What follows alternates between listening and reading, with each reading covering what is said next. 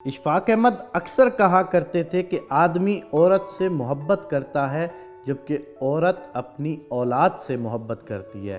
اس بات کی مکمل سمجھ مجھے اس رات آئی جب گزشتہ صدی کے آخری سال کی موسم بہار کی ایک رات تھی۔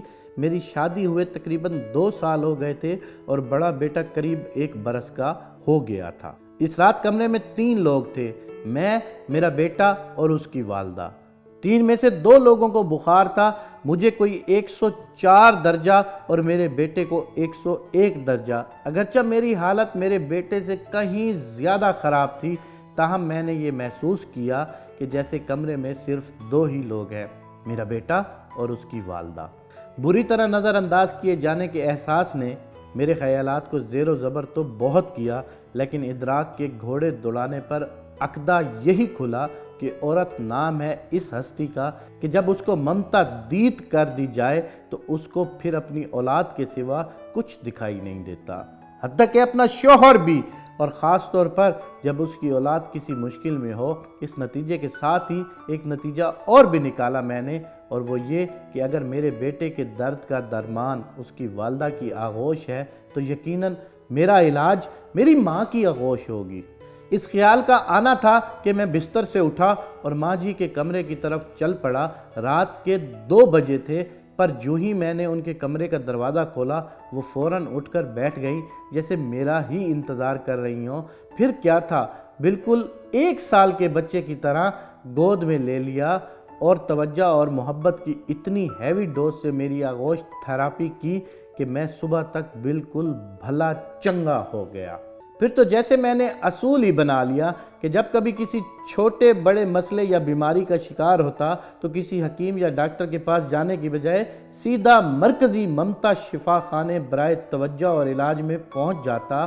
وہاں پہنچ کر مجھے کچھ بھی کہنے کی ضرورت نہ پڑتی، بس میری شکل دیکھ کر ہی مسئلے کی سنگینی کا اندازہ لگا لیا جاتا تھا۔ میڈیکل ایمرجنسی ڈکلیئر کر دی جاتی، مجھے میڈیکل سپریڈنٹ ماں جی کے ہی بستر پر لٹا دیا جاتا اور انہی کا ہی کمبل اوڑھا دیا جاتا۔ کسی کو یخنی کا حکم ہوتا تو کسی کو دودھ لانے کا۔ خاندانی معالج کی ہنگامی طلبی ہوتی، الغرض توجہ اور محبت کی اس ہیوی ڈوز سے آغوش تھراپی ہوتی، اور میں بیماری کی نوعیت کے حساب سے کبھی چند گھنٹوں اور کبھی چند پہروں میں روبہ صحت ہو کر ڈسچارج کر دیا جاتا۔ یہ سلسلہ تقریباً 3 ماہ قبل تک جاری رہا۔ وہ وسط نومبر کی ایک خنک شام تھی جب میں فیکٹری سے گھر کے لیے روانہ ہونے لگا تو مجھے لگا کہ مکمل طور پر صحت مند نہیں ہوں۔ تبھی میں نے آغوش تھراپی کروانے کا فیصلہ کیا اور گھر جانے کی بجائے ماں جی کی خدمت میں حاضر ہو گیا۔ لیکن وہاں پہنچنے پر اور ہی منظر دیکھنے کو ملا۔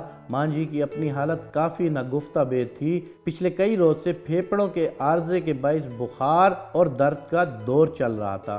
میں خود کو بھول کر ان کی تیمارداری میں جت گیا۔ مختلف ادویات تھیں، خوراک کے مختلف ٹوٹکے آزمائے۔ مختصر یہ کہ کوئی 2 گھنٹے کی آؤ بھگت کے بعد ان کی طبیعت سنبھلی اور وہ سو گئیں۔ میں اٹھ کر گھر چلا گیا۔ ابھی گھر پہنچے آدھا گھنٹہ ہی بمشکل گزرا ہوگا کہ فون کی گھنٹی بجی۔ دیکھا تو چھوٹے بھائی کا نمبر تھا۔ 100 طرح کے وہمیں ایک پل میں آ کر گزر گئے۔ جھٹ سے فون اٹھایا اور فوراً پوچھا، بھائی سب خیریت ہے نا؟ بھائی بولا سب خیریت ہے۔ وہ اصل میں ماں جی پوچھ رہی ہیں کہ آپ کی طبیعت ناساز تھی، اب کیسی ہے؟ اوہ میرے خدایا، اس روز میرے ذہن میں ماں کی تعریف مکمل ہو گئی تھی۔ ماں وہ ہستی ہے جو اولاد کو تکلیف میں دیکھ کر اپنا دکھ اپنا آپ بھول جاتی ہے۔ یا اللہ میری ماں کو صحت و تندرستی والی زندگی عطا فرما۔ یا اللہ جو اس ویڈیو کو دیکھ رہے ہیں ان سب کی ماؤں کو صحت و تندرستی والی زندگی عطا فرما۔ یا اللہ جن کی مائیں دنیا سے چل بسی ہیں ان کو جنت الفردوس میں اعلیٰ مقام عطا فرما، اور جن کی مائیں زندہ ہیں ہم سب کو ان کی خدمت کرنے کی توفیق عنایت فرما۔ آمین یا رب العالمین۔